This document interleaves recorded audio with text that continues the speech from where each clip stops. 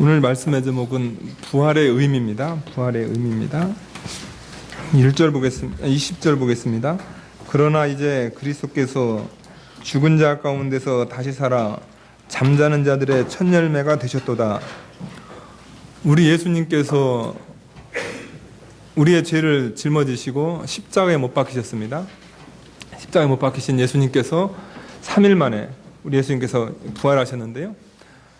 그 예수님께서 부활하신 그 사건은 실제고 역사적이고 또 성경적이지만은 이 세월이 흐르면서 이제 예수님의 부활에 대한 그 잘못된 사상들이 이렇게 일어났다는 겁니다. 그래가지고 그 디모데서 보게 되면 부활이 지나갔다. 그러니까 이미 우리는 부활을 경험한 존재들이다. 그렇기 때문에 이제 더 이상의 부활은 없다. 그런 이렇게 잘못된 사상이 나타났는데요. 그것은 뭐가 문제냐면은 성도가 예수님 믿을 때 죽었던 영혼이 살아나는 그 중생, 그 중생하고 부활을 이렇게 혼동했습니다. 그래서 부활은 지나갔다 그러는데 지나간 것이 아닙니다. 중생도 있고 성도 죄인이 처음 예수님일 때 그 죽었던 영혼이 살아나는 중생도 있고 그 다음에 이제 예수님 재림 때의 부활도 있는 겁니다. 또 무슨 문제가 있었냐면은 하나님의 교회의 성도들이 이 부활은 믿는데 머리로만 믿는다는 겁니다. 머리로만 믿고 정말로 가슴으로 또 믿음으로 그것을 부활을 믿지 않음으로 어떤 현상이 나타나냐면은 사랑하는 가족이라든가 사랑하는 사람들이 죽었을 때 너무 오열을 한다는 거죠. 그래가지고 믿지 않는 사람들이 바라볼 때는 어떤 모습이냐면 부활이 없는 사람 같은 그런 모습. 그래 은혜가 안 된다는 겁니다. 그래가지고 이제 사도는 너희가 부활을 소망하는 가운데서 그 부활의 소망을 위로를 받아야지 너희가 불신자와 같이 망하는 자들과 같이 너희가 그렇게 심하게 그 죽음에 대해서 이렇게 슬퍼한다면은 너희 다른 사람들이 너희를 어떻게 생각하겠느냐. 그런 문제가 신약교회 초기에 그런 문제가 있었다는 거죠. 그래서 세 번째 문제는 뭐냐면은 이 고린도교에 나타난 그 문제인데요. 고린도교는 여러분 잘 아시는 고린도 지역, 헬라 지역입니다. 그것 때문에 이 헬라 철학으로 인한 그 잘못된 이 부활 사상, 그것은 뭐냐면은 죽은 자의 부활은 없다. 그러니까 죽은 자의 부활은 뭐냐면 육체가 죽은 자의 부활은 없다 그거죠. 왜냐하면 헬라 사상은 그 이원론이기 때문에 그 이원론에 의해서 그 육은 아주 이거 더럽고 천한 겁니다. 그와 반면에 이 영은 아주 귀한 겁니다. 그래가지고 영적인 부활은 있는데 기독교에서 말하는 그 이 몸 부활, 육체 부활은 이것은 아주 헬라 철학 사상에는 아주 이거 맞지 않는다는 겁니다. 그래가지고 고린도교에 들어온 것이 뭐냐면은 죽은 자의 부활이 없다. 사도 바울이 15장 1절 보게 되면요. 형제들아 내가 너에게 전한 복음을 너희로 알게 하노니 이는 너희가 받은 것이요 또 그 가운데 선 것이라. 너희가 만일 나의 전한 그 말을 굳게 지키고 헛되이 믿지 아니하면 이로 말미암아 구원을 얻으리라. 예수님께서 육체적 부활했고 예수님 재림 때 예수님 강림 때 우리 성도도 육체 부활을 한다. 이 진리를 전파했는데 이 진리를 굳게 지키고 이것을 헛되이 믿지 아니하면 부활신앙을 믿는 자를 구원한다는 겁니다. 그러니까 부활신앙을 만약에 우리가 믿지 않는다. 그렇게 되면 우리에겐 구원이 없다는 겁니다. 우리 기독교는 두 가지로 돼 있는데요. 십자가와 부활로 돼 있다는 겁니다. 이 진리를 우리가 믿어야 구원을 받는다. 그래가지고 이제 사도 바울이 고린도 교회를 향해서 1절부터 거기 19절까지 예수님의 부활이 확실하다, 이것이 진짜다 하면서 이제 제일 첫 번째라는 것은 세 가지 그 증거를 대게 됩니다. 제일 첫 번째 증거는 성경에 부활했다고 하면은 내가 보지 않았던, 우리가 2000년 전에 예수님 부활한 지 우리가 안 봤지 않습니까? 근데 성경이 부활했다고 하면 우리가는 말씀을 우리가 그대로 믿는다. 우리가 구약의 말씀과 신약의 말씀에 예수님의 부활이 있다고 하면 우리는 부활을 그대로 믿는다. 그것을 제일 첫 번째로 얘기하고 있고요. 그 다음에 두 번째로 얘기하는 것은 뭐냐면 실제적으로 예수님을 부활한 그 성도들이 지금까지 태반이나 살아있다. 뭐 이 사도 바울 지금 고린도 이거서 기록할 때가 AD 한 60년경밖에 안 되거든요. 예수님께서 장사하시고 30년도 안 된 그 기간 동안이니까 예수님의 그 부활을 목격한 성도들이 태반이나 살아있다. 그 몇몇 성도들은 잠들었다. 부활을 고대하면서 잠들었다. 이런 표현을 쓰고 있고요. 그 다음에 세 번째 증거가 뭐냐면은 나는 예수님의 부활을 믿는 자들을 대적하던 자다. 그런데 그 부활하신 예수님이 내게 나타났고 내가 부활하신 예수님을 내가 목격함으로 말미암아 나는 이제 부활하신 예수님을 증거하는 사람으로 나는 바뀌었다. 그러니까 부활의 반대자가 부활하신 예수님을 목격하고 이제 다시 부활하신 예수님을 증거하는 전도자가 됐다. 그런 의미에서 이제 세 가지 이렇게 증거하고 있는 것이 1절부터 11절이고요. 그 12절부터 그 19절 같은 경우는 뭐냐면은 만약에 죽은 자의 부활이 없다면은 이건 예수님께서 부활하지 않은 것이고 예수님께서 부활하지 않으면은 우리의 전파하는 거 헛되고 우리가 복음 전하는 거 헛되고 우리의 믿음도 헛되고 우리가 하나님의 거짓 증인으로 발견되고 설교자들이 다 거짓 증인이죠. 부활하지도 않은 예수님은 부활했다고 이 시간에 또 제가 또 증거하지 않습니까? 그럼 우리는 다 거짓 증인이 될 거고 또 우리의 믿음도 헛되고 너희가 여전히 죄 가운데 있고 부활이 만약 없다 하면 우리는 아직 그냥 죄 가운데 있는 겁니다. 예수님의 십자가 부활을 안 믿기 때문에 죄 가운데 있는 건 우리는 영원히 망할 수밖에 없는 그런 존재다. 그러니까 부활 안 믿게 되면 기독교의 가장 근간이 흔들린다. 이렇게 변호를 하고 있습니다. 그러니까 1절부터 그 19절까지는 이제 부활이 없다 하는 자들에게 이제 소극적으로 이제 기독교적 신앙적 관점에서 이렇게 변증을 하는 겁니다. 이래서 예수님께서 부활했고 또 이래서 부활했다.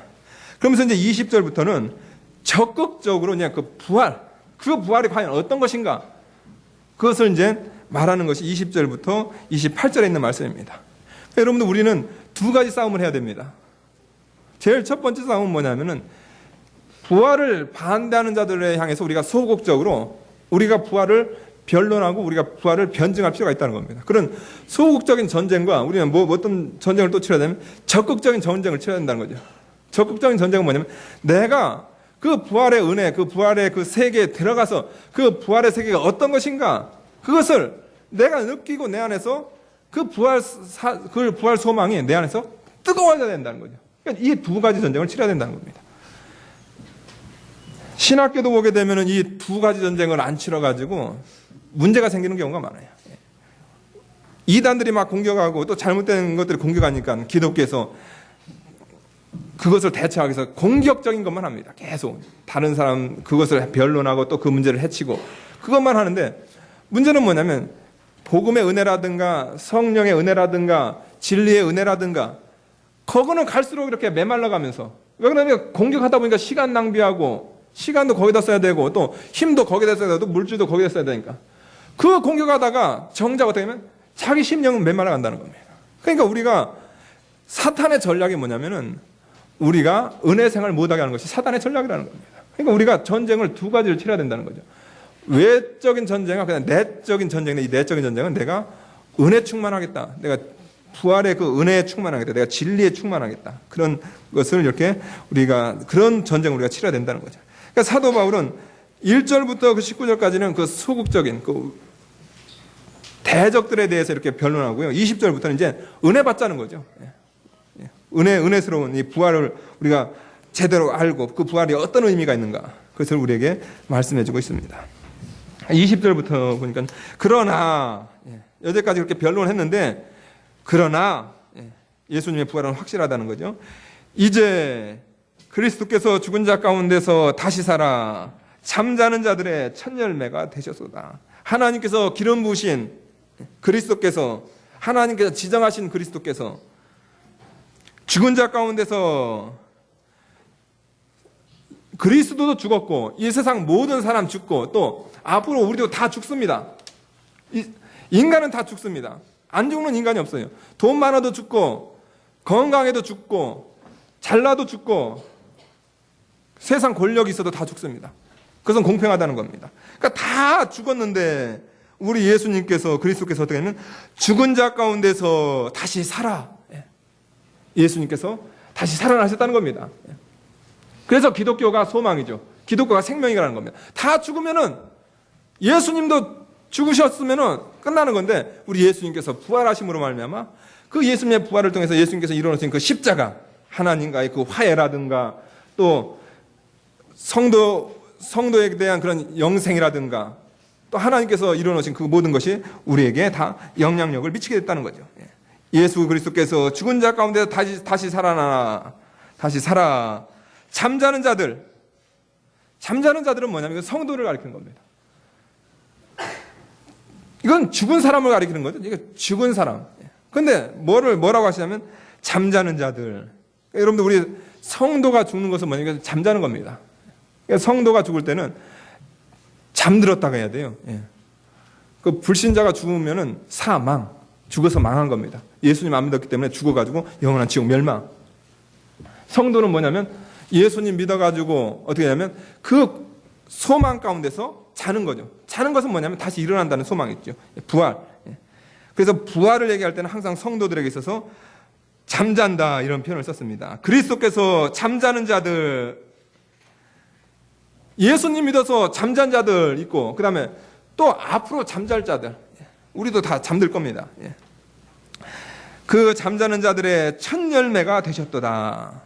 우리 예수님께서 성도들, 다 죽은 성도들, 또 앞으로 죽을 성도들의 첫 열매로서 우리 예수님께서 다시 살아나셨다. 예수님께서 부활하셨다 겁니다. 그러니까 예수님의 부활은 뭐냐면 첫 열매. 첫 열매에 한 여러 가지 뜻이 있습니다.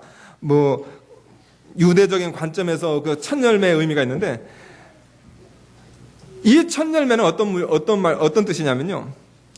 그 과일에게 있어서 그 첫 열매가 만약에 사과였다. 그러면 뭐냐면 그것은 보나마나 사과라는 겁니다. 내년에도 사과고 후년에도 사과라는 거죠. 왜냐하면 첫 열매가 사과였기 때문에. 첫 열매가 사과였다가 여러분들 나중에 여기서 배 나와요? 그런 나무는 없다는 겁니다. 첫 열매가 사과면은 끝 열매도 사과라는 거죠. 예수님께서 죽은 자 가운데서 다시 살아 부활하셨습니다.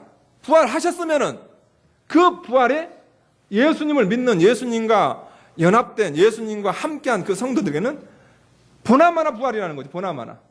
지금 우리가 부활에 대한 것이 우리가 확신이 없는다 할지라도 분명한 것은 뭐냐면 첫 열매는 우리가 안다는 겁니다. 첫 열매는 봤다는 겁니다. 첫 열매가 뭐냐면 예수님께서 부활하셨다. 그 부활은 곧 우리의 부활이 된다. 이것을 말씀해주고 있습니다. 그럼 21절 보니까요. 사망이 사람으로 말미암았으니 죽은 자의 부활도 사람으로 말미암는도다. 아담 안에서 모든 사람이 죽은 것 같이 그리스도 안에서 모든 사람이 삶을 얻으리라. 이 말씀은 무슨 말씀이냐면 예수님께서 부활하셨으면은 혼자 예수님 부활하신 거 아니냐? 예수님의 부활하고 우리하고 무슨 상관이 있느냐? 그거에 대한 지금 대답으로 이 말씀을 하시는 겁니다. 사망이 사람으로 말미암았으니 죽은 자의 부활도 사람으로 말미암는도다. 아담 안에서 모든 사람이 죽은 것 같이 그리스도 안에서 모든 사람이 삶을 얻으리라. 이것은 뭐냐면 그리스도 예수님을 위해서 예수님 혼자 독립적으로 부활한 분이 아니라는 거죠. 그것은 어떻게 설명이 되냐면요. 사망이 사람으로 말미암았습니다. 그것은 누구냐면 아담입니다. 아담 안에서 모든 사람이 죽습니다. 여기 있는 저나 여러분이나 죽습니다. 여러분 왜 죽으시죠? 철학자들 여러 가지 고민하는데 왜 죽습니까? 왜 죽냐면은 죄 때문에 죽는 겁니다. 죄의 삭은 사망이기 때문에 인정하든 인정하지 않든 죄의 삭은 사망입니다. 죄로 말미암아 우리 인간이 죽는 겁니다. 아니 어떤 때 보면은 태아도 죽어요. 태아도 죽어요. 어떤 때 보면 갓 태어난 아기도 죽는단 말이에요. 그 애가 뭔 죄를 졌겠습니까? 문제는 뭐냐면요. 우리 인간의 대표 아담이 문제라는 겁니다. 아담이 범죄해가지고 아담이 선악과를 따먹으니까 아담이 하나님과의 그 언약을 어기니까 아담이 선악과를 따먹으니까 아담이 그 영이 죽고 그 다음에 그 육도 죽었다는 겁니다. 그 영향력으로 아담과 똑같은 사람이라면, 아담의 후손이라면 우리는 죽는다는 겁니다. 우리는 죽을 수밖에 없는 존재예요. 억울하죠? 억울하지만 죽어야 된다는 겁니다. 왜 그러냐면 대표의 원리에 의해서. 아버지가 가난하니까 태어날 때 어떻게 태어나죠? 여러분? 가난한 아들로 태어나는 거죠. 억울하죠? 그래도 어떻게 아들인 걸. 예. 여러분, 이거 대표의 원리가 이런 거라는 겁니다. 내가 원치 않든 원하지 않든 간에 아담, 우리 사람의 가장 시조, 첫사람 아담이 범죄함으로 말미암아 그가 죽으니까 모든 사람들은 다 죽는다는 겁니다. 사람 못하는 사람 다 죽는다는 겁니다. 그런 대표의 원리가 생명에도 그렇게 적용이 된다는 거죠. 사망이 사람으로 말미암았으면 죽은 자의 부활도 사람으로 말미암는다. 죽은 자의 부활, 생명도 사람으로 말미암는다. 근데 이 사람은 특별한 사람입니다. 어떤 사람이냐면 그리스도. 왜 그리스도라고 하냐면요, 이분은 기름 부음을 받았다는 겁니다. 기름 부음, 그리스도라는 뜻이에요. 이거 기름 부음을 받은 자. 누구한테 기름 부음을 받았냐면 하나님한테 기름 부음을 받았다는 겁니다. 그러니까 이분은 이 땅에 사람의 몸으로 오셨지만 그분은 하나님의 아들이십니다. 그러니까 참 사람, 죄 없는 참 사람이시면서 동정녀 탄생하신 죄 없는 참 사람이시면서 또 하나님의 아들. 그분이 십자가에 못 박혀 죽음으로 말미암아 그분을 통해서 죽은 자의 부활도 사람으로 말미암니다. 우리 죽은 성도들의 부활도 바로 이 예수님으로 말미암아 가능하다. 아담 안에서 모든 사람이 죽은 것 같이 얏튼 인정하다 우리 다 죽습니다. 인간 안 죽는 인간 어디 있어요? 다 죽잖아요. 아담의 죄 때문에 아담 안에 들어간 모든 인간들은 다 죽는 것과 마찬가지로 그리스도 안에서 예수 그리스도 부활하신 그 예수 그리스도 안에 들어가면 예수님으로 말미암아 모든 사람이 생명을 얻는다. 그러니까 어떻게 예수님이 잠자는 자들의 첫 열매가 되셨는가? 그것은 예수님 혼자 부활하려고 한 것이 아니고 예수님과 연합된 모든 사람들, 그리스도 안에 있는 모든 사람들에게 삶을 주시기 위해서, 생명 주시기 위해서 예수님께서 첫 열매로 부활하셨다는 겁니다. 그러니까 여러분들 좀 위로를 받으라는 거죠. 예. 여러분이 앞으로 예수님을 믿어가지고 죄 용서함 받고 여러분이 영원히 부활할 그런 부활의 존재다. 예. 그것을 말씀하고 있습니다. 예수님 안에서 우리가 삶을 얻고요. 또 두 번째 23절 보니까요. 그러나 각각 차례대로 되리니 먼저는 첫 열매인 그리스도요 다음은 그리스도에 강림하실 때 그에게 붙은 자라. 그러나 각각 차례대로 되리니 이게 무슨 말씀이냐면요. 좋습니다. 예수님 부활하는 거 믿습니다. 예수님 부활합니다. 그런데 현실은 뭐냐면은 지금 부활을 믿는 사람들 지금 다 어디로 가냐면 다 지금 무덤으로 가고 있습니다. 우리 사랑하는 성도님들도 저도 여기 우리 교회 한 10년 이상 있으면서 몇 번 장례 치는지 몰라요. 다 무덤 가셨어요. 우리 교회 장지가 여기서 얼마나 가까운지 몰라요. 여기서 한 10분만 가면 우리 교회 장지가 있습니다. 거기 한 50, 이게 자리 지금 맡아놨으니까 순서대로 들어가세요, 여러분. 순서대로. 예수님, 부활하신 예수님, 생명을 주신 예수님, 죽음을 정복하신 그 예수님이신데 그 예수님께서 그 부활을 완성했는데 어떻게 되냐면 현실은 뭐냐면 다 성도들도 무덤에 한 사람씩 들어간다는 겁니다. 그런 걸 바라보면서 부활은 확실한데 그 부활은 순서가 있다. 그러니까 순서를 바라보면서 너희는 순서를 기다릴 때 뭐만 바라보냐면 첫 열매 그리스도만 바라봐라. 첫 열매 그리스도가 부활했으니까 지금 부활하지 않더라도 언젠가는 부활할 거다. 내가 무덤에 들어가더라도 뭐 붙들고 들어가라고요? 첫 열매 붙들고 들어가라. 각각 자기 차례대로 되리니 부활은 차례가 있다는 겁니다. 먼저는 첫 열매 그리스도요. 2000년 전에 예수님께서 우리 죄를 대신한 십자가 못 박혀 죽으시고 우리 예수님의 3일 만에 부활하심으로 부활의 첫 열매. 첫 번째는 누구냐면 그리스도. 첫 열매는 그리스도요. 그 다음에는 그리스도 강림하실 때에 그에게 붙은 자. 그리스도의 강림. 강림이라는 뜻은 뭐냐면 그것은 왕이 이렇게 나타나는 것을 얘기하는 겁니다. 그러니까 그리스도께서 만왕의 왕으로 심판주로, 그러니까 초림은 평화의 왕으로 나귀 타고 평화의 왕으로 오셨고요. 재림은 심판주로서 백마 타고 오십니다. 만왕의 왕, 그리스도께서 강림하실 때, 예수님께서 강림하실 때 그에게 붙은 자라. 이것은 뭐냐면요, 여러분들. 예수님 재림 때 그에게 붙은 자. 그러니까 예수님 재림 때 부활이 일어난다. 그러니까 여러분들, 아직도 멀었죠? 아직도 이루어지지 않았죠? 그러니까 여러분들, 부활을 바라볼 때 우리가, 왜 부활 안 해? 또, 왜 우리 부활의 소망이 있다고 하면서 왜 예수님께서 죽음을 정복했다면서 왜 우리가 요즘 왜 그냥 무덤에 우리가 왜 들어가야 되는가? 이유는 뭐냐면 부활에는 순서가 있다. 첫 열매인 예수 그리스도는 이미 부활하셨기 때문에 너희가 현실 가운데서 힘들고 어렵다 할지라도 또 너희가 육신이 죽어서 무덤에 묻힌다 할지라도 너희는 그것으로 실망할 것이 아니고 우리는 언제 부활하냐면 예수 그리스도께서 강림하실 때 예수님께 붙어있는 자, 예수님을 믿은 자만이 그때 부활한다. 그러니까 우리가 무덤에 들어가더라도 첫 열매, 부활하신 첫 열매, 그 부활의 소망을 붙들고 들어가니까 성도들을 향해서 그의 성도의 죽음을 향해서 잠잔다. 왜 자냐면은 부활이라는 그 소망을 안고선 차니까 죽었으니까. 그러니까 부활은 뭐냐면 예수님 강림 때, 예수님 재림 때 반드시 부활한다는 거예요. 그때 우리가 부활할 거다. 부활의 순서가 있다. 좀 참아라. 인내해라. 그것을 얘기하고 있습니다. 그 다음에 24절 보니까요. 그 후에는 나중이니 저가 모든 정사와 모든 권세와 능력을 멸하시고 나라를 아버지 하나님께 바칠 때라.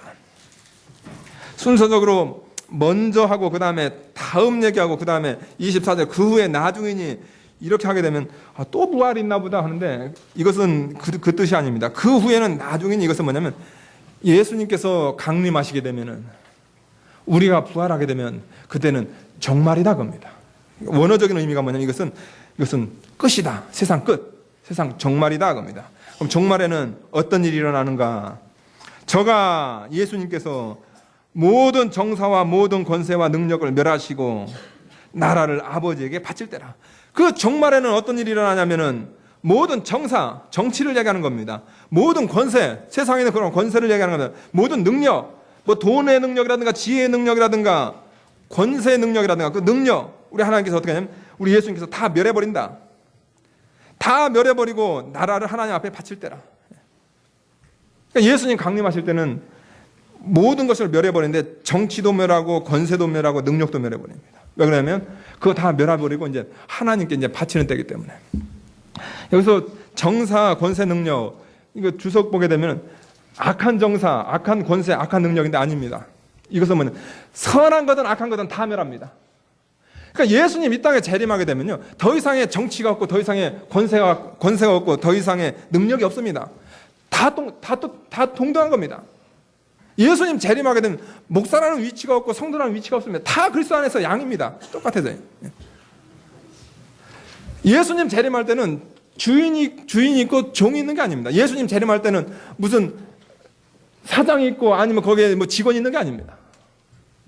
예수님 재림하게 되면 악한 거든 선한 거든 우리 예수님 재림 때 그때는 모든 정사, 모든 권세, 모든 능력 그냥 다 멸해버린다. 그것이 예수님의 재림 때다. 그 다음에 두 번째, 저가 모든 원수를 그 발 아래 둘 때까지 불갑을 왕노릇 하시리라.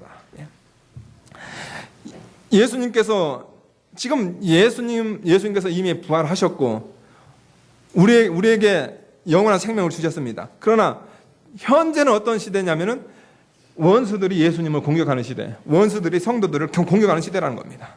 그러나 그 후에는 종말에는 어떤 일이 일어나냐면 모든 원수들을 그 발 아래 둘 때까지 예수님의 발 아래 들어갈 날이 있다는 겁니다. 마지막 때는 그런다는 겁니다. 그 기간 동안에 우리 예수님은 뭐냐면 왕노릇 하신다. 왕노릇 하신다. 그래서 여러분들 우리 예수님께서 부활하시고 승천하셨을 때 우리 예수님께서 어디 올라가셨나요? 하나님 보좌 우편에 올라가셨잖아요. 하나님 보좌 우편이라는 것은 뭐냐? 이것은 예수님의 왕권을 얘기하는 겁니다. 하나님께서 가지고 있는 그 모든 권세를 예수님께 주셨어요. 이 권세를 왜 주셨냐면요, 예수님은 중보자로서 이 세상 지금 하나님을 대적하는 그런 세력, 그러니까 아직 종말이 안 됐죠. 종말이 안 됐기 때문에 하나님을 대적하는 그 세력, 또 종말 때 우리 예수님께서 모든 원수를 그 발 아래 두기 위해서 우리 예수님께서 지금 왕권을 행하십니다. 우리가 기도할 때 맨 마지막에 뭐라고 그래요? 예수님의 이름으로 기도하옵나이다. 아멘. 왜 여러분들 성부 하나님으로 기도하지 않으세요? 왜 그러냐면요, 만물 통일이 되기 전까지, 좀 이따 얘기하자면 만물 통일이 되기 전까지는요, 예수님께서 그 모든 것을 다 가지고 계세요. 그래서 우리가 기도를 할 때 예수님의 이름으로 기도하는 이유가 거기 있는 겁니다. 저가 모든 원수를 그 발 아래 둘 때까지 불가불 왕노릇 하리로다. 우리 예수님께서 왕노릇 하신다. 이것을 말씀하고 있습니다. 26절 보니까요. 맨 나중에 멸망받을 원수는 사망이니라. 우리 예수님께서 왕으로서 원수들을 우리 예수님께서 다 멸하시고 또 우리 예수님께서 맨 마지막에 멸하는 게 있는데 그것은 뭐냐면 여러분들 사망, 죽음을 멸하는 것이 예수님의 일이라. 그러니까 여러분들 예수님 재림 때 예수님께서 이 땅에 강림하실 때 여러분 우리가 부활하는 것도 있지만요. 우리의 부활 사건과 동시에 또 어떤 일이 일어나냐면은 모든 정사, 권세, 능력 우리 예수님께서 다 멸하시고 그 다음에 모든 원수들 예수님의 발 아래 다 꿇고 그 다음에 사망, 죽음까지 멸망당한다. 누구에 의해서요? 예수님에 의해서 죽음까지 멸망당한다. 여러분 죽음이 멸망당합니다. 그러므로 말하면 이제 우리에게는 이제 영원한 생명, 하늘나라에서 영생. 여러분들 우리 예수님은 이런 분이세요. 여러분들 이런 왕권을 가지신 분이시라는 겁니다. 우리가 단순하게 예수님 재림 때에 부활한다. 우리가 단순하게 그런 아주 단편적인 부활 신앙이 아닌 예수님 부활 때는 도대체 어떤 일이 일어나면서 예수님의 부활하신 그 예수님께 가진 그 권능이 어떤 것인가? 그 왕권이 어떤 것인가? 우리가 그것을 좀 알고서 우리가 좀 신앙생활 해야 돼요. 여러분 사망을 멸하시는 우리 예수님 그분을 우리가 믿는데 우리가 이 세상에 살면서 부활 믿는 성도로 살면서 우리가 두려워할 것이 뭐가 있겠습니까? 그러니까 여러분들 성도가 죽음을 두려워한다. 여러분들 그건 진짜 제대로 된 게 아니에요. 여러분들 오순절 성령이 임해가지고 우리가 예수님이 믿어지고 우리 안에 부활 소망이 딱 생겼다. 부활 소망이 있는데 죽음을 두려워한다. 참 하나님 앞에 서서 참 부끄러운 일이 많을 것 같아요. 그러니까 여러분들 우리가 평안한 때든 우리가 환난할 때든 간에 다른 건 몰라도 우리가 예수님 믿는데 좀 생명 내놓고 믿는 우리의 신앙이 필요합니다. 왜 그러냐면 우리가 섬기는 분은 누구냐면은 맨 나중에는 멸망받을 원수 사망을 멸하시는 그 예수님을 우리의 주님으로 섬기고 있는 저희라는 것을 명심하시기 바랍니다. 그러면서 27절 보니까요. 만물을 저의 발 아래 두셨다 하셨으니 만물을 다 예수님의 발 아래 두셨다 하셨으니 만물 아래 둔다 말씀하실 때 만물을 저의 아래 두시니가 그 중에 들지 않은 것이 분명하다. 그러니까 예수님은 만물 아래 있는 분이 아니에요. 만물을 다스리는 왕권을 가지신 분입니다. 그러니까 여러분들 이 왕권은 언제부터 시작됐냐면요. 예수님께서 구속을 완성하시고 부활 승천을 하셨다가 그 다음에 예수님 재림 때까지 이 왕권을 행사하십니다. 만물 아래 들지 않고 만물 위에 계셔가지고요. 이 왕권을 행사하세요. 마지막 언제까지냐면 사망을 멸할 때까지 왕권을 행사하십니다. 그 다음에 이제 어떤 일이 발생하냐면요. 이 일이 다 끝난 다음에 28절 보니까요. 만물을 저에게 복종케 하신 때에는 그러니까 예수님을 통해서 만물이 다 복종이 됐습니다. 심지어 뭐까지 복종이 됐냐? 사망, 죽음까지 복종이 됐다는 겁니다. 만물을 저에게 복종하신 때에는 아들 자신도 그때의 만물을 자기에게 복종케 하신 이에게 복종케 되리니 아들은 누굽니까? 여러분들 예수님을 가리키는 거죠. 예수 그리스도 중보자. 아담이 범죄함으로 말미암아 하나님과 인간 사이에 관계가 깨졌습니다. 그 관계 깨진 것을 회복하기 위해서 누굴 보냈냐면 아들을 보냈다는 거죠. 아들 보내가지고 뭐 했냐면 하나님과 인간 사이 그 중보로서 역할을 하겠다는 거죠.